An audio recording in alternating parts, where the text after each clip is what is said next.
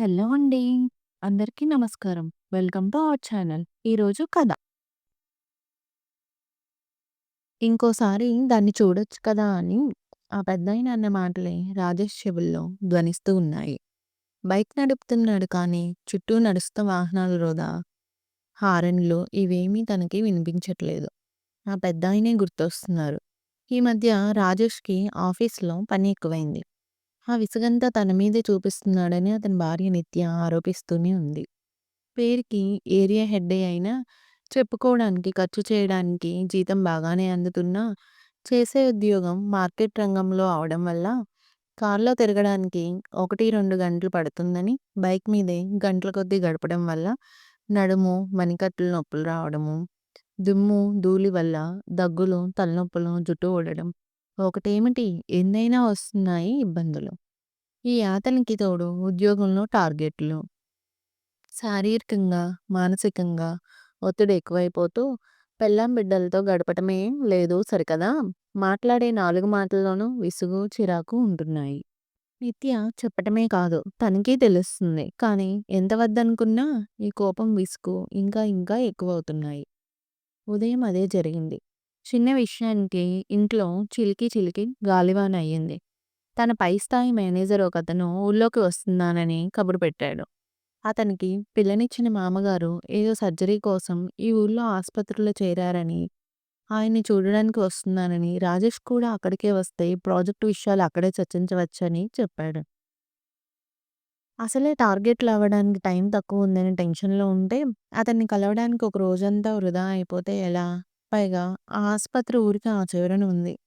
రాను పోను 4 గంటలు పోతాయి. ఇక అక్కడ చర్చించాలంటే ఇంకో 4, 5 గంటలు పట్టేస్తాయి. కానీ ఇప్పుడు రానని అనలేని పరిస్థితి. ఇంకో నెలలో రివ్యూ మీటింగులు ఉంటాయి. ఈ బాస్ ఇచ్చే రివ్యూని బట్టే రాజేష్‌కి జీతం పెరుగుతుంది. ఇలాంటి సమయంలో అతనితో రాలేనని చెప్పడం రిస్కే. దాంతో చేసేదేం లేక వెళ్దామని నిర్ణయించుకున్నాడు. ఉదయమే బయలుదేరతానని నిత్యకి చెప్పాడు. ఉదయం పిల్లవాడిని స్కూలుకి సిద్ధం చేస్తూ ఇడ్లీ వేసి పెట్టింది. పచ్చడిలో ఉప్పు వేయలేదని కేకలేశాడు. అయ్యో! ఇంకా వేయలేదు. అప్పుడే వడ్డించేసుకున్నావా? అంది. అప్పుడేనా? 7కి బయలుదేరాలని ముందే చెప్పాను కదా! అన్నాడు. చంటిగాడికి స్నానం చేయించడానికి వెళ్ళాను. ఇదిగో వస్తున్నా ఒక్క నిమిషం అంది. చట్నీ అంతా చేసిందానివి. ఉప్పు వేయడానికి ముహూర్తం కుదరలేదా తమరికి? అని విసుక్కున్నాడు. వాడు బాత్రూమ్‌కి వెళ్ళాడు. అందుకే వెళ్ళాను. వచ్చి వేద్దామనుకున్నాను. ఈలోపే నువ్వొచ్చేసావు అంది. అంటే నేను రావటమే తప్పంటావా? పోనీ మళ్ళీ గదిలోకి వెళ్లి ఒక అరగంట సేపు అద్దం ముందు నించొని రానా? అని మళ్ళీ చిరుబుర్రులాడాడు. ఇదిగో వచ్చేసా. ఆ ప్లేట్ పక్కకు పెట్టేసేయ్. ఇదిగో ఉప్పు వేసిన చట్నీ ఈ ప్లేట్‌లో తిను అని ఇంకో ప్లేట్ అందించి, అందులోకి ఇడ్లీని మార్చింది. ఇప్పుడు ఆ పచ్చడి ఏం చేస్తావు? పడేస్తావా? అన్నాడు.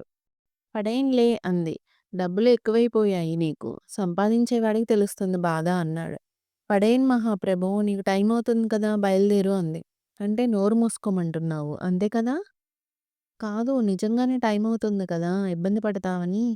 మొగుడితో తప్ప అందరితోనూ సవ్యంగానే మాట్లాడతావు. నా కర్మ. ఇప్పుడు నేనేమన్నాను? ఏమీ అనలేదు. నాకే ఊసిపోక అరుస్తున్నాను. సరే. వాడికి టైమవుతోంది. స్నానం చేయించాలి. నువ్వు తినేసాక ఈ కాఫీ తాగి తలుపు దగ్గరికి వేసి వెళ్ళిపో. వేస్తానులే. మీ ఇంట్లోలాగా వదిలేసి వెళ్ళను. ఏంటి? ఏమన్నావు? ఏం లేదు. అంత ధైర్యమా? లేదు. ఏదో అన్నావు. చెప్పు. నిన్ను చాలా చక్కగా పెంచారని అంటున్నాను. ఇప్పుడు ఆ మాటలు మాట్లాడే టైముందా నీకు? పొద్దున్నే లేచి వాడిని తెమిల్చి నాకు టిఫిన్ దగ్గరుండి పెట్టొచ్చు కదా! రోజూ అలాగే పెడుతున్నాను కదా! ఈరోజు వాడి స్కూల్ టైమ్‌లో నువ్వు బయలుదేరుతున్నావు. రోజు కంటే త్వరగా. అవును. అది నా తప్పే. చాలా సంతోషం. ఈ కాలంలో పెళ్ళాలకి ఇవన్నీ ఏం తెలుస్తాయి? మొగుడు ఎంత కష్టపడి వచ్చినా అనవసరం. ఇప్పుడు మళ్ళీ మొత్తం ఆడవాళ్ళందరిని ఒక తాటికి కట్టి స్టేట్మెంట్‌లిస్తున్నావా? ఇక చాలు రాజేష్. నీకు వాడికి కూడా టైం అవుతోంది. నువ్వు మాట్లాడమంటే మాట్లాడతాను. వద్దంటే ఆపేస్తాను. అదే కదా నీకు కావాల్సింది. అది కావాలి, ఇది కావాలి అని పోరు పెట్టే పెళ్ళాం దొరికితే బావుండేది నీకు. అడగట్లేదు కదా! అందుకే ఇంకా లోకువయ్యాను. పెళ్ళైన కొత్తలోనే బావుండేది. వస్తూ వస్తూ మల్లెపూలు, పానీపూరిలో, చెరుకు రసమో ఏదో ఒకటి తెచ్చేవాడివి. ఇప్పుడు ఇంటికి రావడం అంటేనే బాధ అయిపోతుంది నీకు. అయినా ఏనాడు ఏమీ అడగకుండా సహకరిస్తుంటే నాకు మిగిలేదిది. ఏదో ఒకటి చెయ్యి. పొద్దున్నే ఈ డిస్కషన్‌లు నా వల్ల కాదు. నీ టెన్షన్‌లన్నీ చూపించడానికి నేను దొరికాను. నువ్వు కూడా అందరితోనూ బానే మాట్లాడతావు. నా విషయానికొచ్చేసరికి కారాలు, మిరియాలు నూరుతావు. పెళ్ళాం అంటే మొగుళ్ళందరికీ లోకువే. నువ్వు కూడా మగాళ్ళందరిని ఒక తాటెక్కట్టి మాట్లాడుతున్నావు కదా!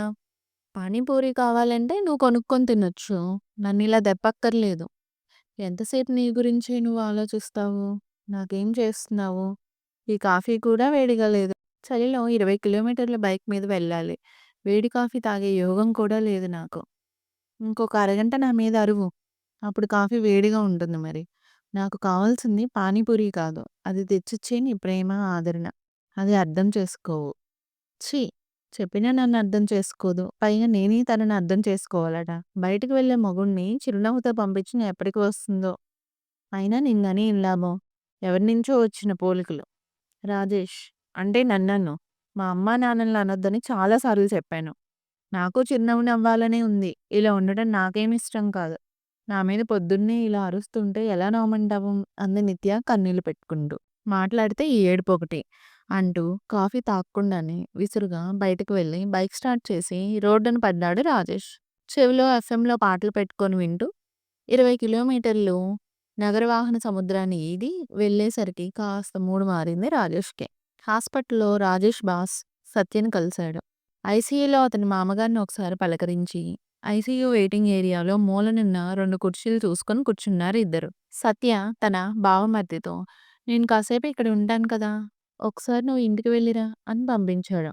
కాసేపు ఆఫీస్ విషయాలు చర్చించుకున్నాక క్యాంటీన్‌లో బిస్కెట్లు, టీ లాగించి మామూలుగా రాజకీయాలు, షేర్ మార్కెట్‌ల కబుర్లు చెప్పుకుంటున్నారు ఇద్దరు. 2 కుర్చీల అవతల కూర్చున్న ఒక వృద్ధుడిని ఇంతవరకు వాళ్ళు గమనించలేదు. ఆయనే రాజేష్‌ని పిలిచి, "బాబూ, ఇక్కడ ఫోన్ ఛార్జింగ్ పెట్టాను. నా బ్యాగ్ ఇక్కడుంది. ఐసీయూ నుంచి నర్స్ నన్ను రమ్మని పిలిచింది. ఒకసారి వెళ్తాను. కొంచెం నా ఫోను, బ్యాగ్ చూస్తారా బాబూ" అన్నారు. రాజేష్ వాచి చూసుకుంటూ, "నేనిక్కడ ఇంకో అరగంట మాత్రమే ఉంటానండి. ఈయన కూడా ఇంక బయలుదేరుతారు" అన్నాడు. "అబ్బే! 5 నిమిషాల్లో వచ్చేస్తాను బాబు" అన్నారాయన. "సరే వెళ్ళిరండి" అన్నాడు రాజేష్. ఆ పెద్దాయన నడిచి వెళ్తుంటే గమనించాడు రాజేష్. చేతివేళ్ళు సన్నగా వణుకుతున్నాయి. చిన్నపిల్లల కంటే చిన్నగా, బుడిబుడి అడుగులు వేస్తూ నడిచి లిఫ్ట్ వైపుకి వెళ్తున్నారు. 80 ఏళ్ల పైనే ఉంటుంది వయసు. కాటన్ తెల్ల పంచె మీద లేత నీలం రంగు చొక్కా వేసుకున్నారు. చిన్న సంచి చేతుల్లో పట్టుకొని నెమ్మదిగా ఆ చిన్ని చిన్ని అడుగులతో లిఫ్ట్ చేరుకున్నారు. పాపం కదా రాజేష్! పెద్దవాళ్ళకి ఎంత కష్టం. పిల్లలంతా ఏ ఎన్ఆర్ఐలో అయ్యుంటారు. ఐసీయూలో ఉన్నది ఆయన భార్య అయ్యుంటుంది అన్నాడు సత్య. అయ్యుండొచ్చు అన్నాడు రాజేష్ ఏదో ఆలోచిస్తున్నట్టు తల ఊపుతూ. పిల్లలు ఏ అమెరికాకో, ఆస్ట్రేలియాకో చదువుకో, ఉద్యోగానికో వెళ్తాము అన్నప్పుడు ఆనందంతో అందరికీ మా వాడు ఆ దేశంలో ఉన్నాడు. మా అమ్మాయి ఈ దేశంలో కాపురానికి వెళ్ళింది అని చెప్పుకుంటారు. తీరా పిల్లల ఆదరణ తల్లిదండ్రులకు అవసరమయ్యేసరికి వాళ్ళు రారు, రాలేరు. ఇక్కడ వీళ్ళు ఒక్కరే ఉండిపోతారు. ఇప్పుడు మా బామర్దిని చూడు. ఇక్కడ ఉన్నాడు కనుక తండ్రిని చూసుకుంటున్నాడు. మేము పిలవగానే పలికేలా ఉన్నాం. కాబట్టి మా మామగారికి సర్జరీ అనగానే వచ్చి వాలిపోయాము. హాయిగా ఉన్నారు వాళ్ళు అని తన అభిప్రాయం తాను కుండబద్దలు కొట్టినట్టు చెప్పుకొచ్చాడు సత్య. అవునండంటూ తలూపుతూ వింటున్నాడు రాజేష్. రాజేష్ తల్లిదండ్రులు తమ సొంత ఊళ్ళోనే ఉంటున్నారు. తన అన్నావదినలతో. కనుక కొంత నిశ్చింతగానే ఉంటుంది రాజేష్‌కి. అప్పుడప్పుడు తన ఇంటికి వెళ్తూ, వస్తూ ఉంటాడు. అత్తమామలకి నిత్య ఒక్కతే కూతురు. ఈ ఊళ్ళోనే పక్క ఏరియాలో ఉంటూ తరచూ రాకపోకలు సాగిస్తూ ఉంటారు వాళ్ళు కూడా. ఈలోగా పెద్దాయన మళ్ళీ లిఫ్ట్ దిగి అలాగే బుడిబుడి అడుగులు వేసుకుంటూ దగ్గరికి వచ్చారు. ఈసారి మరింత నిశితంగా గమనించాడు రాజేష్. ఆయన చెయ్యే కాదు మెడ కూడా సన్నగా వణుకుతున్నట్టు ఊగుతోంది. పాపం ఇంత వృద్ధాప్యంలో ఆయనకే ఇలా ఉంటే భార్యను చూసుకోవాల్సి రావడం ఎంత దారుణం అనుకున్నాడు. పెద్దాయన పక్కకి వచ్చి కూర్చుంటూ, "చాలా థాంక్స్ బాబు. ఏదో సంతకం కావాలని పిలిచింది నర్సు" అన్నారు. "పర్వాలేదండి. ఎవరున్నారండి ఐసీయూలో" అని అడిగాడు రాజేష్. "మా ఇంటావిడ బాబూ. 4 ఏళ్లుగా నలతగానే ఉంటుంది. 2 రోజుల కిందట రాత్రి ఉన్నట్టుండి వాంతులు చేసుకుంటే ఇక్కడికి తీసుకొచ్చాం బాబు" అన్నారు. "ఇప్పుడు బాగానే ఉందా అండి" అన్నారు రాజేష్. "వాంతులాగేలా ఏదో మందు ఆ రాత్రే ఇచ్చారు. ఏవేవో టెస్టులు చేశారు. ఊపిరితిత్తుల్లో ఏదో ఇన్ఫెక్షన్ మొదలై ఇప్పుడు మెదడుకి చేరిందన్నారు. సర్జరీ అవసరమా? లేదా? అని డాక్టర్లు మాట్లాడుకొని, ఇదిగో ఇందాకే సర్జరీ చేసి చూద్దామని నిర్ణయించారు బాబు. అందుకే సంతకం పెట్టమంటే వెళ్ళి వచ్చాను అన్నారాయన ఆయాసంగా ఒక్కొక్క మాట పలుకుతూ. మీ పిల్లలు ఎవరూ దగ్గరలో లేరా అండి? అడిగాడు సత్య. ఉన్నారు బాబు. ముగ్గురు పిల్లలు ఈ ఊళ్ళోనే ఉన్నారు. రాత్రి ఒకరు, పగలు ఒకరు ఇక్కడే ఉంటున్నారు. నన్ను ఇంటికి వెళ్ళి పొమ్మన్నారు. నేనే ఇక్కడ ఉంటానని పట్టుబట్టాను. కొడుకు, కోడలు స్నానాలు, భోజనాలు చేద్దామని ఇందాకే వెళ్ళారు. కూతురు, అల్లుడు ఇప్పుడు నాకు భోజనం తీసుకువస్తారు. రాత్రి మళ్ళీ చిన్న కొడుకు వస్తాడు అన్నారు. సత్య, రాజేష్ ఒకరి మొఖాలు ఒకరు చూసుకున్నారు. మనం అనవసరంగా బోలెడు గదులు అల్లేసుకున్నాం కదా అన్నట్లు కళ్ళతోనే కనీ కనిపించకుండా నవ్వుకున్నారు. నేను ఫుడ్ కార్పొరేషన్‌లో చేసి రిటైర్ అయ్యాను బాబు. మాకు 22 లోపే పెళ్లయింది. అది నా మేనకోడలే. పాపం 60 ఏళ్ల పైనే ఒకరికొకరం తోడుగా గడిపాం. అదలా మాటా పలుకు లేకుండా మంచం మీద పడి ఉంటే అని దుఃఖం పొంగుకు రాగా వాక్యం పూర్తి చేయలేక ఆగిపోయి కళ్ళు తుడుచుకున్నారాయన. సత్య, రాజేష్ ఏమీ మాట్లాడలేదు. అలాగే ఆయన్ని చూస్తూ కూర్చున్నారు. ఆయనే మళ్ళీ మాట్లాడారు. పిచ్చి పిల్ల. చిన్నప్పటి నుంచి గలగలా మాట్లాడేది. కమ్మగా పాటలు పాడేది. ఈ మధ్య ఒక 3 ఏళ్లుగా ముసలిదయింది. ఏదో 3 పూటలా వెళ్లదీస్తూ ఉన్నాం కనుక. పేరుకి మొగుడు పెళ్ళాలమే కానీ చిన్నప్పటి నుండి అది నాకు ఫ్రెండే. కలిసి ఆడుకున్నాం. నాకు 84 అయితే దానికి 81 ఏళ్ళు. 81 సంవత్సరాల స్నేహం మాది. ఇప్పుడు ఉన్నట్టుండి అలా పడి ఉండటం చూస్తే ఏమీ తోచట్లేదు అన్నారు శూన్యంలోకి చూస్తూ పెదవి విరుస్తూ. రాజేష్‌కెందుకో పెద్దాయన చాలా నచ్చారు. 81 ఏళ్ల స్నేహం. అందులో 65 ఏళ్ల సంసార జీవితం. చాలా బాగుందండి. ఆదర్శ దంపతులన్నమాట. మేమైతే ప్రతిరోజూ దెబ్బలాడుకుంటామండి. మీలాంటి వాళ్ళ నుంచి ఎన్నో నేర్చుకోవాలి అన్నాడు రాజేష్. ఆదర్శం అనేది చూసేవాళ్ళనే మాటే బాబు. మాట మాట అనుకోకుండా ఏ మొగుడు పెళ్ళాలు ఉండరు. మళ్ళీ ఎంత త్వరగా కలిసిపోయాం అన్న దానిలోనే ఉంటుంది ఆదర్శం అంతా. నాకు చేదస్తం ఎక్కువ. మా ఆవిడకి విసుగెక్కువ. ఇక ఊహించండి మా కాపురం ఎలా ఉంటుందో అని గర్వంగా నవ్వారాయన. రాజేష్‌కి కూడా చిన్నగా నవ్వి, మరి ఎవరు సర్దుకుపోతారు అని అడిగాడు. అది సర్దుకోకపోతే నేను, నేను సర్దుకోకపోతే అది అన్నారు.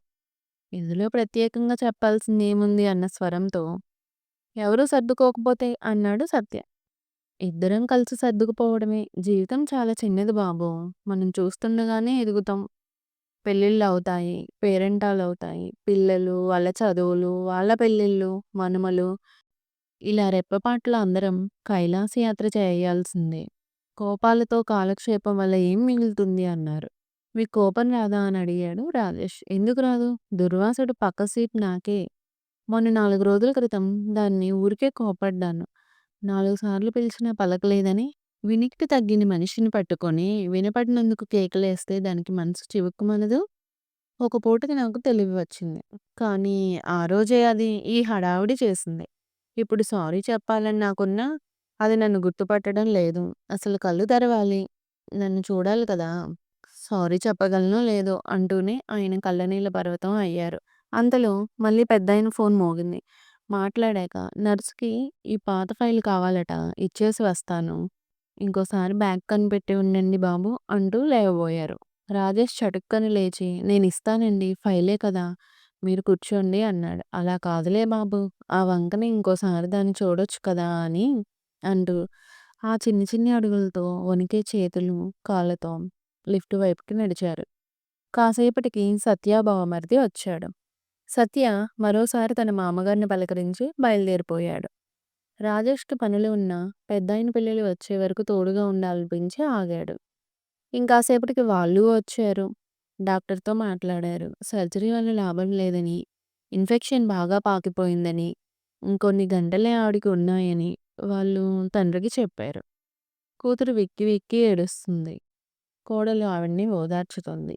అల్లుడు, కొడుకులు డాక్టర్‌తో మాట్లాడుతున్నారు. పెద్దాయన అలాగే కుర్చీలో కూలబడిపోయారు. ఈసారి ఆయన ఏడవడం లేదు.